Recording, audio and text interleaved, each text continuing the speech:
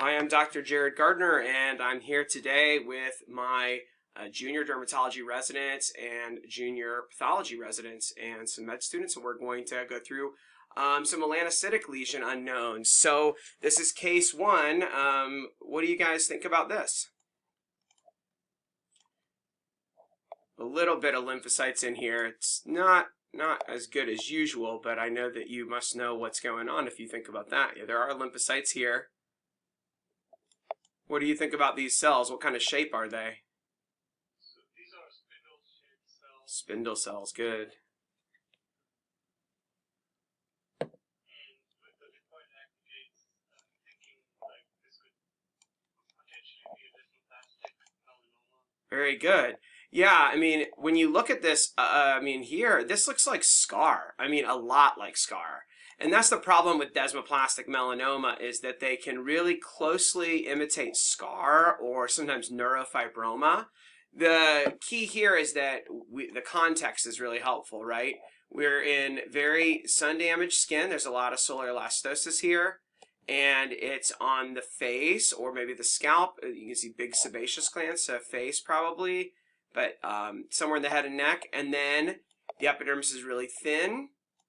And if we look around up here,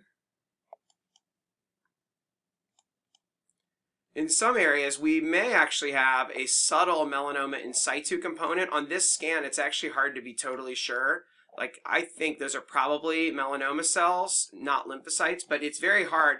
But about half the time, you don't have any in situ melanoma in the setting of desmoplastic, which is kind of strange, right? So that's a good thing to remember, that you don't have to have in situ. So on a sun-damaged skin, especially on the head and neck, if you see spindle cells with background collagen, often with a little bit of blue kind of mucin or myxoid material between the cells here and there, see how it's got kind of a pink and blue, gives it a kind of a purple or lavender kind of color because of that intermingling of the myxoid or mucin plus the collagen. And then the cells are spaced out. If you see that kind of setting and you see lymphocytes and it's sun-damaged skin on the head and neck, always think of desmoplastic melanoma. So what immunostains could you do here to support the diagnosis? S100. Good, yeah. S100 or SOX10 would be the only really good stains. There are some other ones people have tried to use over the years to sort things out, but the mainstay of diagnosing this is morphology plus S100 or SOX10 to confirm the cells. MART1 or Melanoma, as it's also known, HMB45, those are going to be negative in a pure desmoplastic melanoma. See, here's mitotic activity, and this one's pretty bland. I mean, it's a scary one.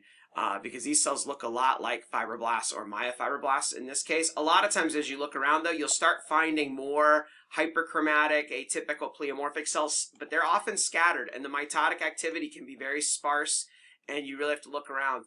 Desmoplastic melanomas also really love to invade nerves, and see, they can also get kind of almost a slight fascicle appearance that gives them the appearance kind of like smooth muscle. Spindle cell melanomas, which is the kind of more cellular, ugly form, a type of spindle melanoma. There's desmoplastic and there's spindle. I've got a video on YouTube that explains, a little short video that explains the difference between those, because there is a behavior and treatment difference. Desmos, I'm sorry, what I was saying, that was spindle cell melanoma tends to really make fascicles and look like smooth muscle sometimes. All right, so these on a depth by depth basis, a pure desmoplastic melanoma, that means 90% or more desmo with 10% or less of the regular melanoma component in the dermis.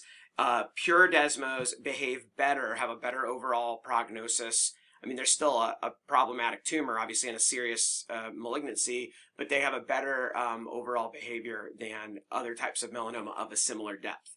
So these tend to be really, they can be locally aggressive and recur repeatedly. They often, on the scalp, they'll often grow down to, like, see, here's fascia. They'll often grow down like to the galea, like, or the periosteum of the skull. I've seen that many times. So this thing's gone all the way through. See, this all used to be subcutaneous, look. But now it's been completely overrun by tumor. Here's another, a little bit more clear example. I've got to post this for the Oregon Pathologists Association meeting I'm going to do tomorrow, so you guys are getting a sneak peek. This one's a little more crisp. Look at the lymphoid aggregates here. Nice lymphoid aggregates. much more obvious atypia here. See, the cells are really ugly and hyperchromatic, but see how they're still spaced out, right?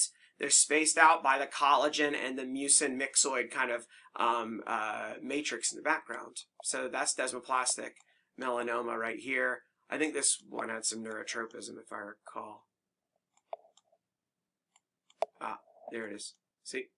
They love nerves. Desmoplastic melanomas do. Okay.